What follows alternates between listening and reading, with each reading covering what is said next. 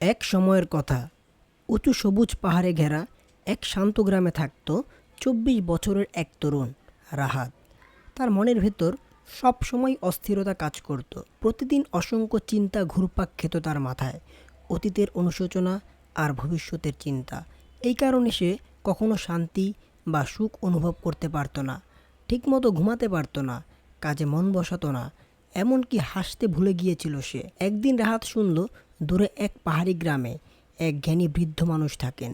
লোকেরা বলছিল তিনি এক সময়ে শহরের বিখ্যাত মনোবিজ্ঞানী ছিলেন, যিনি অনেক মানুষকেই মানসিক শান্তি খুঁজে পেতে সাহায্য করেছিলেন। অবসর নেওয়ার পর তিনি প্রকৃতির কাছে চলে যান, পাহাড়ের কোলে ছোট্ট এক গ্রামে, যেখানে তিনি নীরব জীবনযাপন করেন আর যারা শান্তির খোঁজে আসে তাদের পথ দেখান।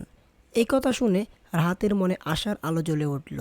সে ভাবল, হয়তো এই জ্ঞানী মানুষটি আমাকে সাহায্য করতে পারবেন। তাই সে দীর্ঘ ও ক্লান্তিকর যাত্রায় বেরিয়ে পড়ল।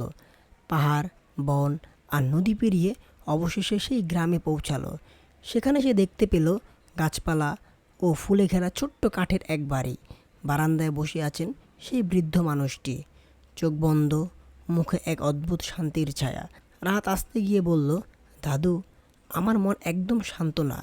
আমি সবসময় ভাবনায় ডুবে থাকি। আমি শান্তি চাই। আপনি কি আমাকে সাহায্য করবেন? বৃদ্ধ লোকটি চোখ খুলে মৃদু হাসলেন, বললেন, তুমি শান্তি খুঁজছ? তিনি ধীরে বললেন, তাহলে আমার সঙ্গে চলো, আমি তোমাকে একটি ছোট্ট কাজ দেব। তিনি রাহাতকে আঙিনায় নিয়ে গিয়ে একটি গ্লাস সম্পূর্ণ ভরে জল দিলেন, এতটাই ভরা যে একটু কাপড়ে পড়ে যাবে।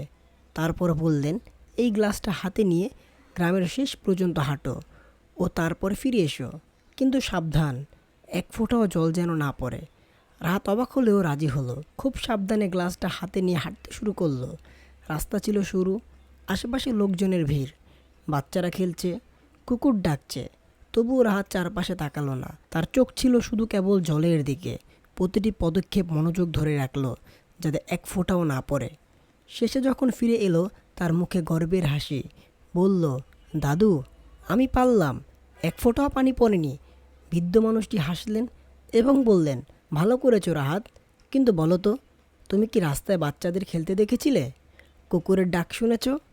ছেলে রাহাত অবাক হয়ে বলল, না, আমি কিছুই দেখিনি বা শুনিনি। আমি কেবল গ্লাসটার দিকেই তাকিয়েছিলাম। বৃদ্ধ মাথা নেড়ে মৃদু স্বরে বললেন, এটাই আসল গোপন রহস্য বাছা। যখন তোমার মন বর্তমান মুহূর্তে থাকে, তখন সেখানে দুঃখ, ভয় বা অপ্রয়োজনীয় চিন্তা জায়গা থাকে না। যখন তুমি কেবল গ্লাসের দিকে মনোযোগ দিয়েছিলে, তখন তোমার মন শান্ত হয়েছিল। তখন তুমি না অতীতে ছিলে, না ভবিষ্যতের চিন্তায়, তুমি ছিলে শুধু এখনই। আর এই বর্তমানে লুকিয়ে আছে প্রকৃত শান্তি। সেই মুহূর্তে রাহাত সব বুঝে গেল। সে বুঝল যে শান্তি সে এতদিন বাইরে খুঁজছিল, তা আসলে তার ভেতরেই ছিল। শুধু বর্তমান মুহূর্তে বাঁচতে শেখাই সে শান্তির চাবিকাঠি। সূর্য যখন পাহাড়ের আড়ালে ঢলে পড়েছিল, রাত কৃতজ্ঞতা মনে বৃদ্ধের নিকট কৃতজ্ঞতা প্রকাশ করল। বাড়ি ফেরার পথে সে আর আগের মতন অস্থির মানুষ ছিল না। তার পদক্ষেপ ছিল শান্ত, হৃদয় ছিল প্রশান্ত, আর মন ছিল স্থির। কারণ সে শিখে ফেলেছিল, শান্তি আসলে আমাদের ভেতরেই থাকে। আজকের গল্পটা যদি ভালো লাগে, লাইক কমেন্ট করে জানাতে ভুলবেন না। আর চাইলে আমাদের চ্যানেলে যুক্ত হয়ে আরও মোটিভেটেড থাকতে পারেন। ধন্যবাদ।